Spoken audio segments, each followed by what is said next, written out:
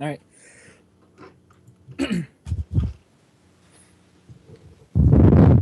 The Cactus King and the Soggy Dildo. Oh, It was a cold winter's evening, and an old turnip was sitting in a rocking chair, staring out of a frost-tinted window. His two grandchildren, 560 and Liam, eagerly ran into the room and threw themselves on the floor near his feet. Tell us a story, Grandpa, the kids chanted. All right, Turnip said, but was interrupted by the continuous chants from the kids. All right, Turnip said aggressively. They continued to interrupt him. Shut the fuck up so I can tell the story. God damn you kids and your constant bickering. All right, prepare your anuses. This is going to be quite the story. Turnip cleared his throat and proceeded to tell the story of the Cactus King. Is Once this the upon a DLC for time. Dark Souls? Yeah, I guess you could say that. Once upon a time, before orgies were cool and sex was enjoyed by all, there was a castle. And in this castle lived a foul creature by the name of the Cactus King. Now, now this creature was never as foul as he is now. He was once a kind-hearted man. He fell in love with a beautiful girl one day while visiting the village he ruled over. He ordered his guards to escort her to his castle to dine with him one evening. She was disgusted at the fact that okay. Oh, that sentence is weird. She was disgusted that rather than approach her himself, he made his henchmen take her to the castle by force, separating her from her family and her soon-to-be husband. She told the king that he has a heart prickled with death, and his actions will soon cause him to become a freakish demon sent from hell. Appalled, the king called her a pathetic wench, and with a wave of his hand, she was sent to the dungeons. As the fair maiden was being dragged away, she put a curse on him and told him he would physically kill the monster he truly is. And of course, he didn't believe her. A few nights later, he awoke from his slumber in great pain. He threw himself out of his bed and clenched his face. His shrieks bellowed throughout the castle. The king was then transformed into a hideous cactus-like monster. The maiden was right. He truly was a monster. In a fit of rage, he banned women. Yeah, that's right. Straight up banned their asses. And cooches. Sorry, I just had to say that. Coochie. What a word. Sorry. Back to the story. So anyway, the king changed his name to resemble his appearance. The Cactus King.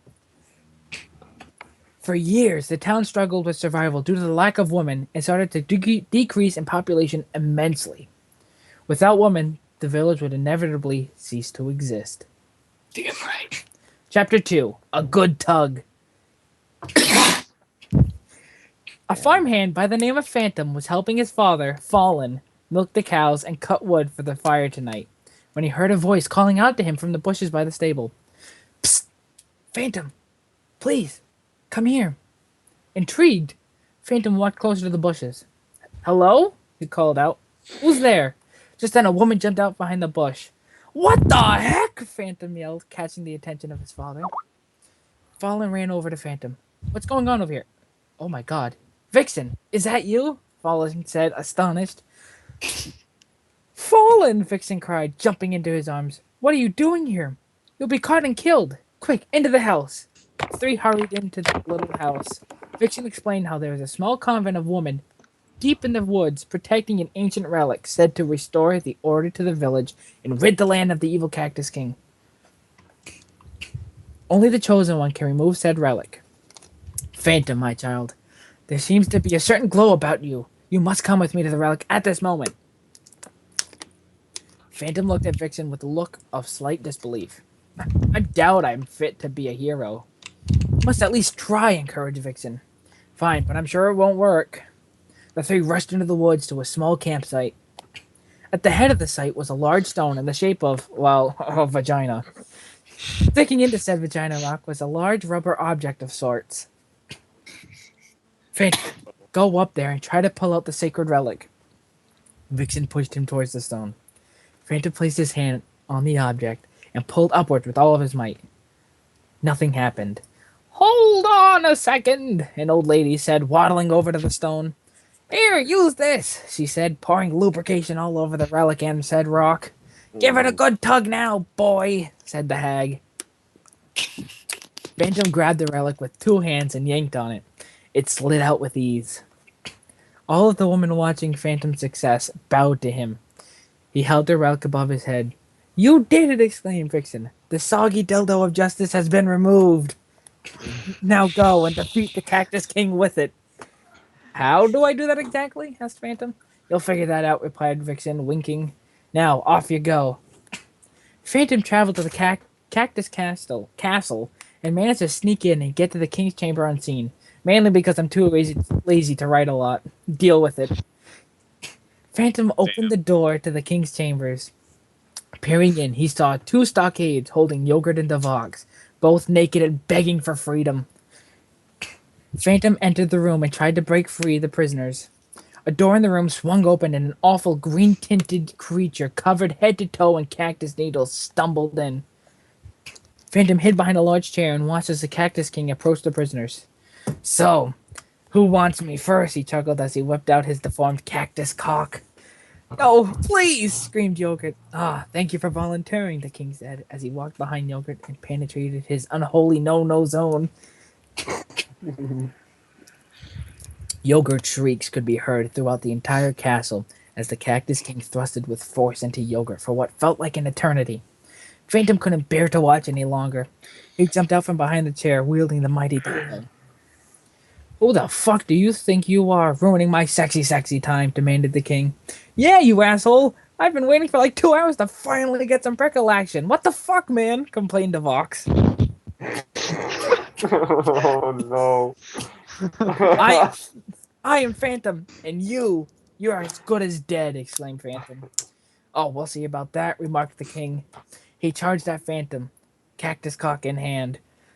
Phantom dove to the side and rolled to the other side of the bed. The Cactus King was raging with anger. He threw the bed, breaking open the stockades holding the prisoners. They scampered to safety. The Cactus King grabbed the Vox and held him over his head. Oh dear, the moment I've finally been waiting for, the Vox cried. The king slammed the Vox down, impaling him with his throbbing cactus scepter. The Vox shrieked with pleasure and pain. The Cactus King thrust it into the Vox until he was ready for it to finally burst. He put all of his might into thrust. The impact from the globby goodness shot the Vox straight at Phantom, throwing them both through the window. Phantom managed to grab a hold of the ledge and pulled himself to safety. After getting back inside the room, the king ran towards Phantom. Phantom ran back at the king, slid between his legs. He unsheathed the mighty dildo and plunged it into the anus of the Cactus King. He froze in his tracks and let out one final screech as he turned to stone and broke into millions of pieces. The village rejoiced and celebrated Phantom's victory. The women finally returned to the village, and the population grew faster than the food was able to be provided. So many families ended up starving to death, causing the inevitable downfall of the small village. G fucking G, Phantom. You destroyed an entire village. Hope you're proud of yourself.